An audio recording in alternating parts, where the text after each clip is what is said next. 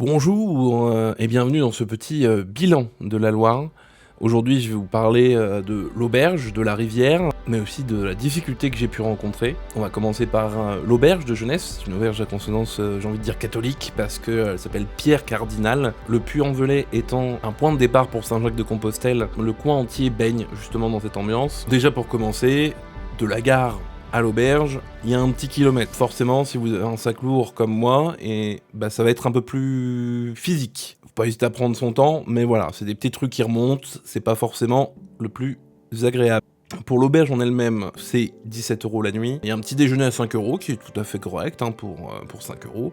On en a pour son argent, en tout cas c'est l'impression que j'en ai eu. Et les chambres, c'est des dortoirs de 5 lits avec 2 lits superposés et un lit simple, de ce que j'ai vu moi dans mon cas. On retrouve également des casiers dans lesquels on peut enfermer son sac, son matériel. Donc là-dessus, il y a ce qu'il faut à part le cadenas pour pouvoir le fermer. Pour ceux qui n'ont jamais dormi dans une auberge, alors on peut rencontrer des profils atypiques ou des personnes qui ronflent, comme moi. Il faut avoir conscience de ça, sinon on va à l'hôtel. Moi, comme rencontre atypique, notamment la personne qui m'a touché le cul à minuit et demi pour me dire que je ronflais.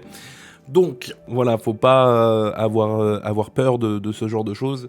Je précise d'ailleurs, c'était non mixte, donc ça peut en rassurer certains ou certaines. J'ai aussi rencontré d'autres personnes, bien sûr, j'ai pas eu que des mauvaises expériences. Des amis d'un soir, avec lesquels on a partagé un repas, partagé nos projets, trouvé pourquoi pas une petite inspiration là-dedans.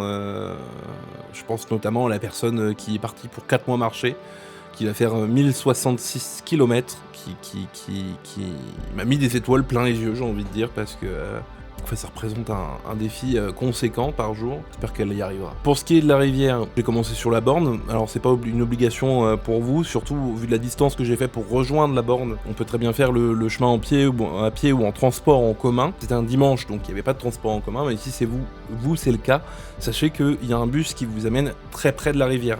Si vous avez des difficultés à porter vos sacs, vous avez aussi la possibilité de transformer ça en caddie de course.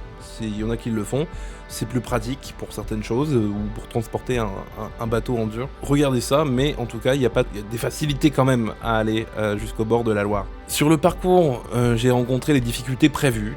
Le premier seuil n'était pas d'une difficulté absolue, puisque c'est un ancien ouvrage, maintenant qui, je pense, ne sert plus. Le deuxième, un panneau stop le signalait 200 mètres en amont, donc pas hésiter à sortir quelques mètres après que vous le voyez, parce que selon la force du courant, ça peut être piégeux. Et les autres qui ont suivi n'ont pas été d'une grande difficulté, juste un pas du tout entretenu, et un autre que j'ai préféré éviter, parce que le toboggan avait trouvé une petite pierre, et avec la pluie, le niveau de l'eau avait, je pense, augmenté et envoyé un peu trop fort dans les cailloux. Donc, j'ai pas voulu chercher le diable, mais vous retrouvez tout sur la carte que je vous ai fait. Vous avez la vidéo aussi, pour que vous voyez ce que vous allez rencontrer. Et ne faites pas comme moi, parce que j'y partais relativement confiant. Alors, j'ai pas eu de problème sur mes capacités, mais les vidéos qui peuvent être trouvées en fait sur le sujet, déjà sont faites en été, donc avec un niveau d'eau moins flagrant, et de plus, ne reflètent pas la réalité du terrain. Sur les 10 premiers kilomètres, j'ai dû croiser 15-20 rapides qui auraient pu me mettre en difficulté si j'avais moins d'expérience, qui auraient pu me faire que je me retourne, qui auraient pu faire que je me blesse. Donc n'hésitez pas à porter un gilet et un casque. Un simple gilet de flottabilité, je pense, suffit. On n'est pas obligé de partir sur du gilet du secours ou sur du gilet autogonflant. Et un casque, parce que parfois, ça peut envoyer un peu fort. Et se cogner la tête, ça peut arriver vite. Donc, sachez que quand vous allez sur le début de la Loire comme ça, fait pas partie des expériences les plus calmes que j'ai eues.